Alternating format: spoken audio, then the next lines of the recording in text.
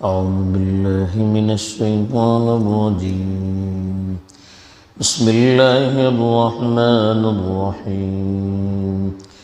ولا تؤتوا السفهاء أموالكم التي جعل الله لكم قياما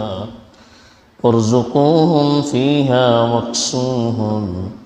وقولوا لهم قولا معروفا الحمد للہ والصلاة والسلام علی رسول اللہ من بعد اما بعد۔ پیچھے تذکرہ تھا کہ یتیم کے مالوں میں خرد برد نہیں ہونی چاہیے، کمی بیشی نہیں ہونی چاہیے، ان کا حق ان کے حوالے کرنا چاہیے۔ لیکن چونکہ مال انسانی زندگی کی ایک اہم ضرورت ہے، اس کا استعمال اگر صحیح نہیں ہوگا تو صرف اس کا نقصان نہیں ہوگا جس کا مال ہوتا ہے، بلکہ اس کے ذریعے سے کبھی کبھی پورے معاشرے کا بھی نقصان ہو سکتا ہے، اس کے خاندان کا بھی نقصان ہو سکتا ہے۔ اس لیے یتیم کے مال کا جو والی ہے، ذمہ دار ہے، اس کو بھی تاکید کی گئی ہے کہ یتیم بچہ جب بالغ ہو جائے اور مال اس کا حوالہ کرنا ہے تو اس سے پہلے یہ پرکھنا بھی ضروری ہے کہ جس کے ہاتھ میں آپ مال دے رہے ہیں وہ مال کا صحیح طور پر استعمال کر سکتا ہے یا نہیں، اس کے اندر اتنی صلاحیت ہے کہ اس مال کو صحیح طریقے پر استعمال کر سکے یا اتنی صلاحیت نہیں۔ مثلا عقلی طور پر کمی ہے، پاگل ہے یا بیجا استعمال کرتا ہے، تو اس طرح کی چیزیں اگر ہوگی تو مال کا غلط استعمال ہوگا، اس کا بھی نقصان ہوگا، اس کے خاندان کا بھی نقصان ہوگا، اور کبھی کبھی اس کے اثرات پورے معاشرے پر بھی مرتب ہو سکتے ہیں۔ اس لیے یتیم کے والی اور ذمہ داروں سے کہا گیا کہ وَلَا تُؤْتُوا السُّفَهَاءَ أَمْوَالَكُمْ، سفیہ کی جمع سفہاء بیوقوف، جس کے اندر عقل کی کچھ کمی ہو، وہ صحیح طور پر اپنی ذمہ داری ادا نہیں کر سکتا، ایسے شخص کو سفیہ کہتے ہیں۔ تو کہا کہ اپنا مال جس کو اللہ تعالیٰ نے تمہارے لیے زندگی کے قیام کا ذریعہ بنا ہے، بیوقوفوں کے حوالے مت کرو۔ تو مال کے متعلق اللہ نے کہا جعل اللہ لکم قیام، قیام کہتے ہیں وہ چیز جس سے زندگی قائم رہے۔ دنیاوی زندگی میں مال کی بڑی اہمیت ہے، اس سے انسانی زندگی کا مدار ہوتا ہے، اسی کے ذریعے سے آدمی اپنے اوپر بھی خرچ کرتا ہے، اپنے گھر والوں کو بھی ان پر بھی خرچ کرتا ہے۔ ایسے ہی مال کی وجہ سے آدمی اللہ کے راستے میں بھی خرچ کر سکتا ہے، اپنے علاقے کی ترقی کے لیے بھی اس میں سے خرچ کر سکتا ہے، تو بڑی تہذیب اور تمدن کا مدار بھی اس پر رہتا ہے۔ تو اس لیے کہا کہ جس مال کو اللہ نے آپ کی زندگی کے قیام کا ظاہری ذریعہ بنایا ہے، جس کی آپ کی زندگی میں بڑی اہمیت بھی ہے، ضرورت بھی ہے، اس مال کو آپ بیوقوفوں کے حوالے مت کریں یا ان لوگوں کے حوالے مت کریں جن کے اندر مال کو صحیح طور پر استعمال کرنے کی صلاحیت نہیں ہے۔ چھوٹے بچے ہیں یا ایسے عورتیں ہیں جن کے اندر تجربہ نہیں ہے، یا ایسے مرد ہیں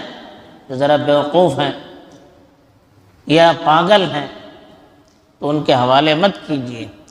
بلکہ وَارْزُقُوهُمْ فِيهَا وَاكْسُوهُمْ،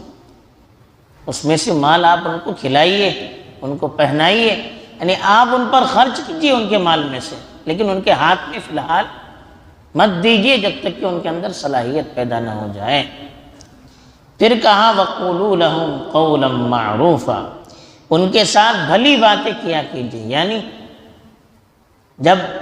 مال آپ ان کے حوالے نہیں کریں گے تو ان کے دل میں غلط خیالات پیدا ہو سکتے ہیں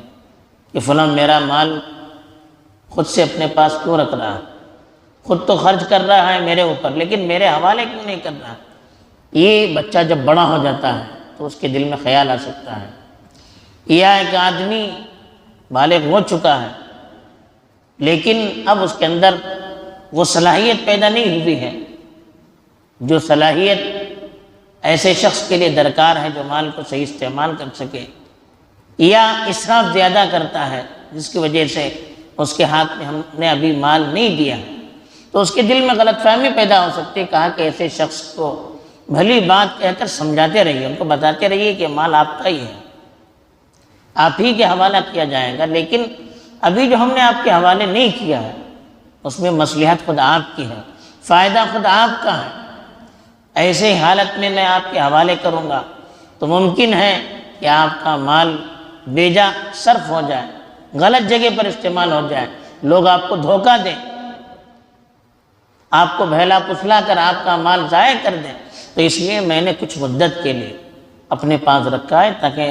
تمہارے اندر صلاحیت پیدا ہو جائے۔ اس طرح سے بھلی بات کہہ کر ان کے دلوں میں جو غلط خیالات آ سکتے ہیں ان کو دور کرنا چاہیے۔ بہرحال اس آیت کے اندر یہی پیغام دیا گیا کہ ایک تو کہا گیا کہ مال دنیاوی زندگی کے لیے ایک ضرورت ہے، اس لیے اس کا بیجا استعمال نہیں ہونا چاہیے، غلط استعمال نہیں ہونا چاہیے، ایسے ہاتھوں میں مال کو ہم نہ دیں جو اس کو صحیح طور پر استعمال نہ کریں۔ دوسری چیز یہ بتا دی گئی کہ ایک شخص بڑا ہونے کے باوجود اپنے مال کو صحیح طور پر استعمال نہیں کر سکتا تو ہم اس کے مال کو اپنے کنٹرول میں رکھ سکتے ہیں۔ اس کا بھائی ہے، اس کے والد ہیں، یا اس کے جو ذمہ دار ہیں، تو یہ سمجھتے ہیں کہ اس وقت اس کے ہاتھ میں دینا اس کے لیے نقصان دہ ہے، تو وہ اپنے ہاتھ میں اپنے کنٹرول میں اس کو رکھ سکتے ہیں۔ ایسے ہی ایک آدمی پاگل ہو گیا، اچانک عقل میں کچھ فطور آ گیا، تو اس کا مال بھی ہم اپنے کنٹرول پر رکھ سکتے ہیں لیکن نہ خود وہ غلط استعمال کر سکے نہ دوسرا اس کا کوئی غلط استعمال کر سکے۔ ایسے ہی ایک شخص ہے، اس کا قرض اتنا زیادہ ہو جائے کہ جو مال ہے اس سے زیادہ اس پر قرض ہو جائے، ایسے شخص پر بھی پابندی لگائی جا سکتی ہے، لیکن اس کے لیے ایسی حکومت بھی ہونی چاہیے جو شریعت کے مطابق کام کر سکے اور اس کی نگرانی میں حکومت کر سکے۔ تو ایسے اگر انتظامات ہیں تو حاکم جو وقت ہوتا ہے اس سے کہہ کر اس پر پابندی لگا سکتے ہیں تاکہ اس کا مال وہ اپنا غلط استعمال نہ کر سکے۔ تو اس طرح کے مسائل علماء نے اس سے مستنبط کیے ہیں۔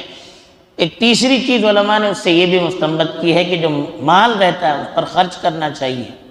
تو اس لیے جو یتیم کا مال ہمارے ذمے ہے ہم اس کو کاروبار میں لگائیں تاکہ وہ مال بڑھتا رہے، ہم اس میں خرچ کرتے رہیں گے تو وہ ختم ہو سکتا ہے، تو ایسی جگہ اس کو ہم انویسٹ کریں کہ تو مال اس کا بڑھتا رہے، تو اس پر خرچ کرنے سے وہ مال کم نہ ہو۔ اور ایک آخر میں جو چیز بتائی گئی کہ کسی کا مال ہمارے پاس ہو، کسی مصلحت کی وجہ سے بھی ہم رکھیں تو سامنے والوں کے دلوں میں غلط فہمی پیدا نہ ہونے دیں،